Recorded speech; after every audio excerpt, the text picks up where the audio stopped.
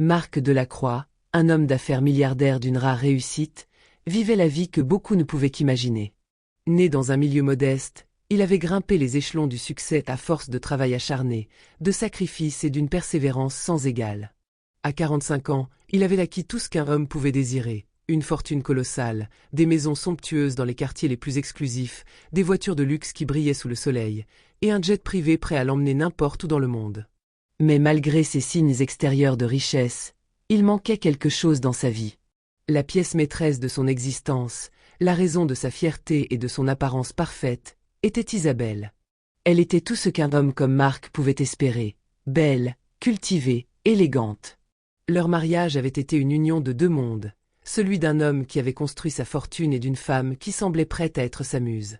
Leur apparence d'harmonie était enviée de tous. Ils formaient le couple modèle dans les soirées mondaines, les photos prises lors de chaque événement étaient l'incarnation de la perfection. Cependant, derrière cette façade brillante, une tension presque imperceptible existait. Isabelle, bien que magnifique et apparemment épanouie, semblait coincée dans une vie qui ne la satisfaisait plus. Elle n'avait pas choisi ce monde de privilèges, elle s'y était adaptée, mais au fond d'elle, un sentiment de vide grandissait. Elle vivait dans l'ombre de son mari, non pas par manque d'intelligence ou de capacité, mais parce que Marc avait la fâcheuse tendance de se concentrer sur ses affaires, sur son empire, tandis qu'Isabelle, toujours impeccable, ne parvenait plus à trouver un sens profond à son existence. Elle n'était plus seulement une épouse de milliardaire, elle était devenue une simple figure décorative dans un tableau où son mari occupait le rôle principal. Ses journées étaient souvent passées dans des galas ou des déjeuners avec des amis influents, mais chaque sourire qu'elle affichait cachait un malaise intérieur de plus en plus grand. Les soirées se succédaient, mais Marc ne remarquait pas le déclin silencieux d'Isabelle. Il était trop absorbé par ses affaires, par ses voyages d'affaires et par la reconnaissance qu'il recevait du monde des affaires. À chaque réussite, il voyait la gloire briller autour de lui, mais ne se doutait pas que sa femme se sentait de plus en plus exclue de cette lumière. Un malaise s'était immiscé dans leur relation. Elle, qui avait une beauté qui forçait l'admiration, était en réalité prisonnière de son rôle. Elle vivait dans un luxe inouï, mais le poids de ce luxe devenait une forme d'emprisonnement. Son regard, souvent perdu dans le vide, trahissait des années de frustration refoulée. Marc, lui, se sentait fier de sa réussite, fier de pouvoir offrir tout ce dont Isabelle avait toujours rêvé. Mais ce soir-là, après une journée marathon de réunions et de conférences, il allait enfin faire un geste pour raviver ce qui lui semblait une relation un peu trop formelle. Il décida de l'inviter à un dîner dans un restaurant étoilé, un lieu réputé pour son ambiance intime et raffinée, espérant ainsi renouer avec les moments plus personnels de leur mariage. Ce restaurant, perché au sommet d'un gratte-ciel, offrait une vue imprenable sur la ville. La nuit était calme, la lumière tamisée et les tables soigneusement dressées. Marc pensait que ce dîner serait l'occasion de se retrouver, de partager un moment de complicité. Il avait tout prévu, les meilleurs plats, les meilleurs vins, et la promesse d'une soirée inoubliable. Ce soir-là, il était de bonne humeur, nourri de ses succès récents, de l'admiration de ses collègues et des honneurs qu'il recevait dans son milieu. Pour lui, cette soirée devait être un point d'orgue de leur relation, un moyen de prouver à Isabelle qu'il tenait à elle, malgré l'agitation de sa vie professionnelle. Isabelle, cependant, était ailleurs. Bien qu'elle ait souri en entrant dans le restaurant, sa beauté éclatante ne dissimulait pas un regard absent, un esprit occupé à autre chose. Marc ne remarqua pas l'ombre de l'inquiétude qui passait parfois dans ses yeux. Elle était là, physiquement, mais son esprit semblait s'échapper vers un autre monde, un monde où Marc n'avait pas de place. Le dîner commença, et les plats, comme prévu, étaient raffinés. Le vin, servi à la température parfaite, soulignait chaque bouchée de mets délicats. La conversation entre eux, bien que polie, manquait de chaleur, d'étincelles. Marc, observant Isabelle, se dit qu'elle semblait fatiguée, mais il n'y prêta pas trop attention. Il était convaincu que son empressement à réussir dans ses affaires avait empiété sur leur vie personnelle, mais il croyait sincèrement que ce dîner serait le tournant. Il engagea des sujets légers, évoquant leur dernier voyage, des projets d'investissement. Mais Isabelle, pourtant encline à discuter de ces sujets en temps normal, restait distante. Elle n'était pas vraiment présente. Ses réponses étaient courtes, parfois vides de sens, comme si elle était plongée dans des pensées lointaines. Marc, pensant que cela ne pouvait être que le stress ou la fatigue, ne se méfiait pas. Au contraire, il se dit qu'une fois ce dîner terminé, il pourrait peut-être trouver un moment pour lui parler de ses préoccupations. Mais il ne savait pas que ce soir-là, Tout allait basculer. Alors que l'entrée était terminée et que Marc s'apprêtait à goûter son plat principal, un jeune homme fit une entrée fracassante dans le restaurant. Hugo, un garçon de 20 ans, aux cheveux en bataille, vêtu de haillons, s'avança rapidement vers leur table. Il semblait hors de place, visiblement perdu et gêné, mais son regard était clair, déterminé. Il n'eut aucun souci à ignorer les regards réprobateurs des clients et les murmures des employés. D'un geste brusque, il s'approcha de Marc et Isabelle, avant de crier, sans préambule. « Ne mange pas ça. Ta femme a mis du poison. » Un silence lourd et choqué s'abattit sur la salle du restaurant. Le brouhaha habituel, le cliquetis des couverts, les murmures des autres convives, tout sembla disparaître sous le poids de cette révélation inattendue. Marc et Isabelle restèrent figés, comme figés dans une scène de théâtre tragique. La tension était palpable. Isabelle, d'abord immobile, se leva brusquement, le visage déformé par l'offense et la colère. Ses yeux se fixaient sur Hugo, l'intrus qui venait de déchirer leur monde parfait d'un simple cri. Elle ouvrit la bouche pour hurler, pour insulter ce jeune homme qui osait faire une telle accusation en public, mais ses mots se bloquèrent dans sa gorge. Hugo, tremblant de tous ses membres, poursuivit, sa voix brisée par l'angoisse. « Elle t'a empoisonné. Elle t'a trompé et elle a voulu te tuer. » Les mots frappèrent Marc comme une décharge électrique. L'incompréhension se peignait sur son visage. Il secoua la tête, cherchant des explications logiques dans un tourbillon de confusion. Comment pouvait-il entendre cela? Isabelle, sa femme, la personne qu'il avait choisie, qu'il avait aimée et chérie, capable d'une telle trahison? Marc se leva précipitamment, ses jambes tremblantes, son esprit en lutte contre la réalité de ce qu'il venait d'entendre. Il tourna les yeux vers le personnel du restaurant, qui s'était immédiatement dirigé vers Hugo pour l'éjecter, mais Marc, encore sous le choc, leva lentement la main pour les arrêter. Son regard, perdu et désemparé, était dirigé vers Isabelle. « Attendez, pourquoi dis-tu ça ?» demanda-t-il, sa voix un mélange de calme et de tremblement, comme si sa réalité s'effondrait pièce par pièce. Hugo, pris dans une torpeur de nervosité, déglutit difficilement avant de continuer. Ses mains étaient tremblantes, ses yeux inquiets, mais son instinct de survie l'empêchait de fuir. Il expliqua qu'il avait entendu une conversation qui l'avait profondément troublé, une conversation qu'il n'aurait jamais dû entendre. Ce n'était pas un simple murmure entre deux personnes, c'était une planification, une manipulation sournoise. Isabelle avait parlé avec Anton Delmar, un homme d'affaires sinistre aux relations douteuses, un individu dont la réputation laissait à désirer. Marc n'en savait pas grand-chose sur Anton, mais il savait que cet homme avait souvent été au centre de rumeurs peu flatteuses. Hugo, qui vivait dans les rues autour du restaurant, avait l'habitude d'observer les clients, souvent par ennui, parfois par instinct de survie. Il avait appris à lire les gestes, à écouter les murmures, à repérer les failles dans les conversations des passants. Ce soir-là, il avait perçu des fragments de voix qu'il avait jugés anodins au début, des paroles échangées entre Isabelle et Anton, mais il y avait eu quelque chose dans leur ton, une intensité mal dissimulée, qui l'avait poussé à tendre l'oreille. Ce qu'il avait entendu n'était pas simplement une discussion banale, mais une conspiration à huis clos. Isabelle avait demandé à Anton de l'aider à se débarrasser de Marc. Un meurtre, certes, mais un meurtre discret.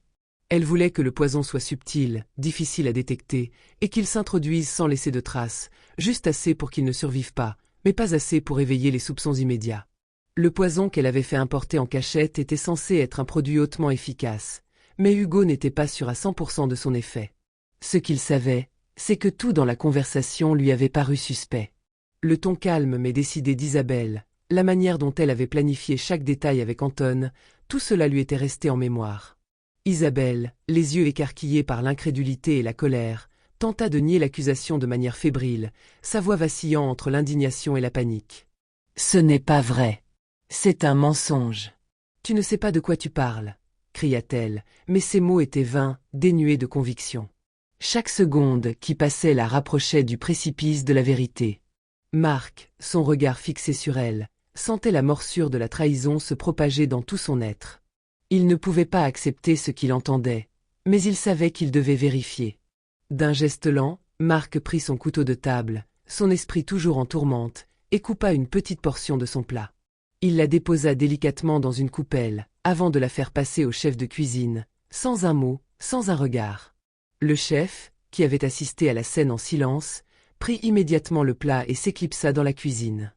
Un silence oppressant se installa entre Mark et Isabelle.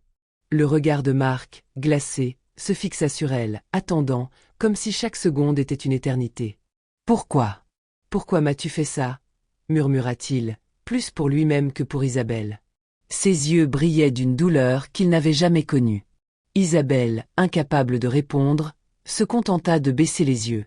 Elle savait que l'inéluctable se dirigeait vers eux. Elle avait peut-être cru qu'elle pourrait échapper à ce moment, mais la réalité, comme un poison lent, envahissait leur monde. Hugo, toujours debout, les observait, un léger tremblement d'anxiété traversant son corps, attendant que la vérité éclate dans toute sa brutalité. Les minutes semblaient s'étirer à l'infini, une douleur silencieuse remplissant l'air. Mark, figé sur place, observait Isabelle qui, dans un geste instinctif, évitait son regard. Son visage, d'ordinaire parfait, était désormais décomposé, marqué par la peur et la culpabilité. Elle savait que la vérité allait éclater sous peu, et il n'y avait plus aucun moyen de la dissimuler. Elle n'avait pas vu venir ce garçon de la rue. Tout semblait sous contrôle jusque-là, la perfection de leur vie, l'équilibre de leur mariage, l'image qu'ils projetaient aux autres. Mais cet instant, ce simple instant où Hugo avait ouvert la bouche, tout avait basculé. Isabelle se leva, agitée, mais son corps semblait peser une tonne, comme si la gravité du moment l'écrasait. Elle ne savait pas où poser ses mains, elle ne savait pas quoi dire, et pourtant, ses yeux cherchaient désespérément une échappatoire, un moyen de réparer l'impensable.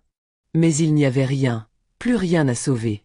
Mark, lui, était figé, une sensation de vertige le saisissant alors qu'il se demandait combien de temps il avait vécu dans l'ignorance, combien d'indices avaient été laissés sous son nez sans qu'il n'en perçoive la moindre trace.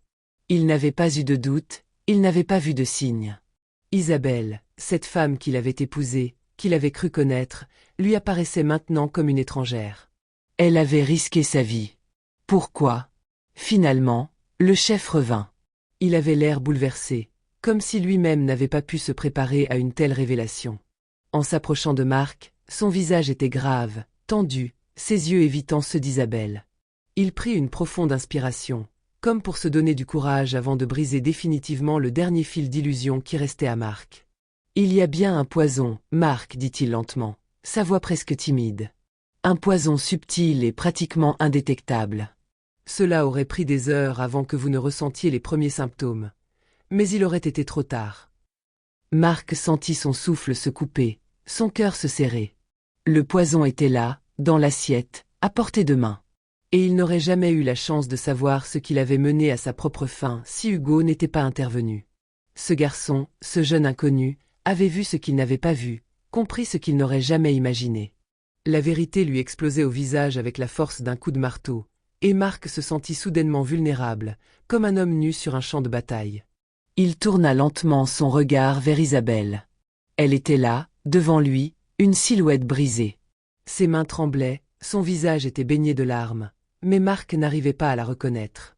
Elle était devenue une étrangère, un monstre caché derrière un masque d'amour et de tendresse. Il y avait des années de vie commune derrière lui, des moments partagés, des souvenirs qui semblaient désormais futiles, fragiles, irréels. « Pourquoi, Isabelle? Pourquoi m'as-tu fait ça ?» demanda-t-il d'une voix étranglée, presque inaudible. Isabelle, prise de panique, s'effondra en larmes. Ses mains se portaient à son visage, comme si elle voulait effacer la douleur de cette confession qui pesait sur ses épaules. « Je ne pouvais plus te supporter, dit-elle entre deux sanglots. Je t'ai épousé pour ta richesse, Mark, mais tu m'ignorais. Tu n'étais plus là. Tu m'as laissé seule, dans ton ombre, dans ton empire. Et Anton, il m'a montré une autre vie. Il m'a offert une porte de sortie, une nouvelle chance. Je pensais qu'il me sauverait. » Mark la regarda en silence. Chaque mot qu'elle prononçait était un couteau qui s'enfonçait plus profondément dans sa poitrine. La douleur de la trahison était atroce, mais plus encore, c'était l'absence de tout ce qu'il croyait savoir. Elle avait joué un rôle tellement parfait qu'il n'avait rien vu. Isabelle, sa femme, avait été une illusion, une façade impeccable. Mais derrière cette façade, il y avait un gouffre, une personne capable de tout pour obtenir ce qu'elle voulait. Il avait été aveugle. Il avait cru qu'il la connaissait. Mais c'était lui qui était le plus perdu.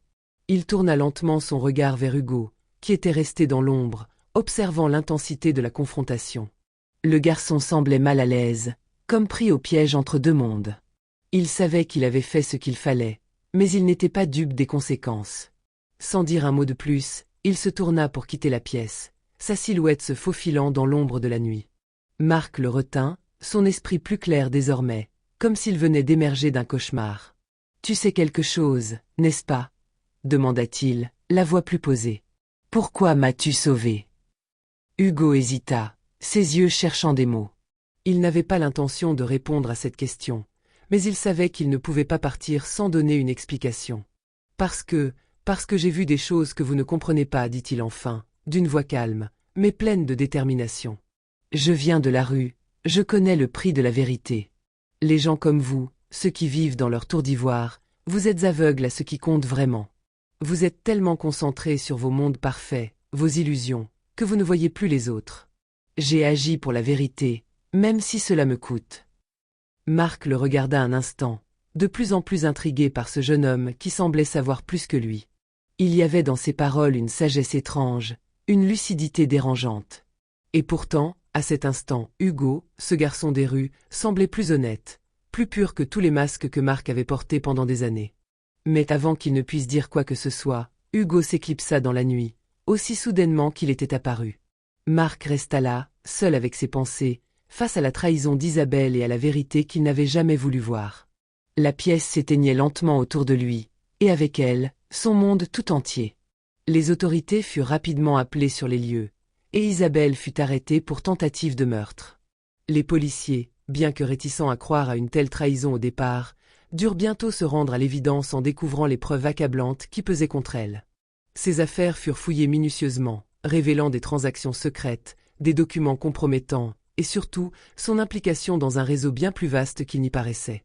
Elle n'était pas simplement une femme désespérée, mais une femme manipulée par ses propres ambitions et ses désirs de fuir une vie qu'elle jugeait insatisfaisante. Le choc fut immense pour tous ceux qui la connaissaient, sa façade de femme élégante et raffinée tombant en morceaux devant les yeux du monde. Quant à Marc, la réalité s'abattit sur lui comme un poids mort. Alors que la police emmenait Isabelle, il se retrouva seul, debout dans le même restaurant. Quelques heures auparavant, il savourait un dîner prétendument paisible. Autour de lui, la richesse qu'il avait bâtie avec tant d'efforts, la maison, la voiture, l'entreprise florissante semblait désormais aussi vide que les murs d'une cage dorée. Ses doigts se serrèrent sur le verre de vin qu'il tenait encore, mais aucun goût ne vint le réconforter. Ce que la richesse ne pouvait acheter, il l'avait découvert trop tard. L'amour véritable, dans sa forme la plus pure, n'avait pas de prix. Et pourtant, même les cœurs les plus proches, ceux que l'on croit sincères, pouvaient être empoisonnés par l'avidité, la jalousie et la désillusion. Le regard perdu, Marc regarda autour de lui, cherchant un sens, une explication, quelque chose qui pourrait justifier tout ce qui venait de se passer. Mais il n'y avait que le vide. Il avait consacré sa vie à sa carrière, à son empire et à ses engagements. Mais dans ce processus, il avait négligé l'essentiel, les personnes qui comptaient réellement. Il avait ignoré les petites failles, les signes invisibles que l'on n'est jamais assez attentif à la souffrance des autres. Isabelle n'était pas la femme qu'il croyait, et il n'était pas l'homme qu'il s'était imaginé. Quant à Hugo, l'énigmatique garçon de la rue, personne ne sut jamais vraiment qui il était. Sa présence était aussi fugace que sa disparition, aussi mystérieuse que l'audace qu'il avait eue de briser un secret aussi dévastateur. Certains murmuraient dans les rues qu'il était un ange gardien déguisé en vagabond, un sauveur dans l'ombre, intervenant quand le moment était venu pour rétablir l'équilibre. D'autres prétendaient qu'il avait un passé bien plus complexe, qu'il était lié à Marc d'une manière que personne n'osait imaginer, et que son intervention n'était pas simplement une coïncidence. Mais personne ne sut jamais la vérité. Hugo, cependant, laissa une empreinte indélébile dans l'esprit de Marc. Sa voix, celle de ce jeune homme des rues qui semblait comprendre des choses que Marc n'avait jamais voulu entendre, résonna longtemps dans son esprit, comme un avertissement silencieux du monde qu'il avait négligé, celui qu'il avait cherché à ignorer en se concentrant uniquement sur ses ambitions. Ces paroles, simples mais pleines de sagesse, hantèrent Marc à chaque instant où il se retrouvait seul avec lui-même. Il avait toujours cru que l'argent, la position sociale, et le pouvoir étaient des remparts contre la souffrance et la trahison. Mais Hugo, ce gamin des rues, lui avait montré que rien de tout cela ne protège contre la vérité, pas même les murs d'un manoir ou l'apparente sécurité d'un empire commercial. Et ainsi, la vérité, aussi cruelle et dévastatrice qu'elle fût, triompha de l'obscurité. Isabelle fut jugée et condamnée pour ses actes, mais la sentence ne sembla jamais suffisante pour apaiser la douleur de Marc. Il avait perdu bien plus qu'une femme. Il avait perdu sa propre naïveté, et avec elle, une partie de sa foi en ce qu'il avait toujours cru être la voie vers le bonheur. Les affaires, la gloire et la richesse s'étaient effondrés comme des châteaux de cartes. Désormais, tout ce qui restait était une vérité amère. On ne peut pas acheter l'amour, et même les plus proches peuvent devenir les plus grands traîtres. Mais cette vérité, bien qu'amère, devenait pour Marc une forme de libération. Le poids des illusions qu'il portait s'allégeait peu à peu, et dans cette rupture avec le passé, il commença à se reconstruire, pas à partir de la réalité qu'il avait si longtemps négligée.